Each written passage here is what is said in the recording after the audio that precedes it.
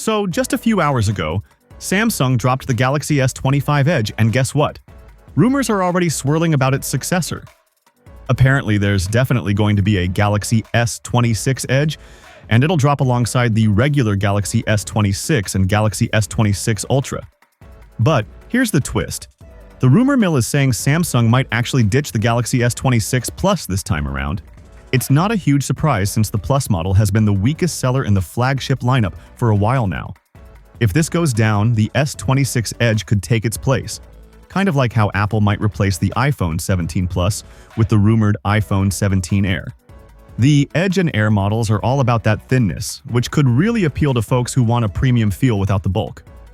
Now, before we get too excited, remember that this is still in the early rumor phase. Samsung's just starting work on the S26 series, so there's plenty of time for things to change. However, it's looking pretty likely that the S26 Edge might be the real deal, especially if Samsung can pack in some next-gen battery tech like silicon carbon for better battery life. But that's not all Samsung's got cooking.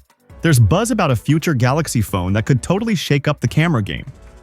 Word is, they're working on a phone that lets you swap out real physical camera lenses.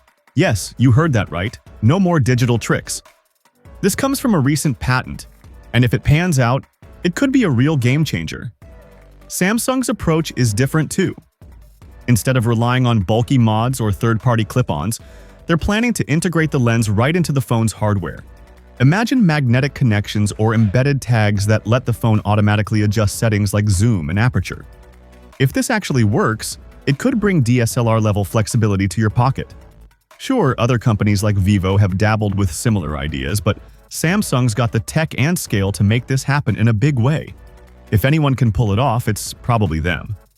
As if that wasn't enough, Samsung's also working on their next big chip, the Exynos 2600, after the whole Exynos 2500 hiccup that cost them millions and delayed the S25 launch. The Exynos 2600 could make its debut in the Galaxy S26 and S26 Plus models, though the Ultra will likely stick with Qualcomm's Snapdragon, which is expected to outperform Samsung's chip once again. Meanwhile, in the global market, Samsung's still holding onto the top spot, but Apple's nipping at their heels. With the new iPhone coming later this year, things could get even tighter. But Samsung isn't just sitting back. They've got an unpacked event coming up soon, and it could be just what they need to keep the momentum going. The future's looking competitive, and the Galaxy S26 series, especially the Ultra, could be the wild card. Keep your eyes peeled for more updates as they roll in. Until then, take care and stay tuned.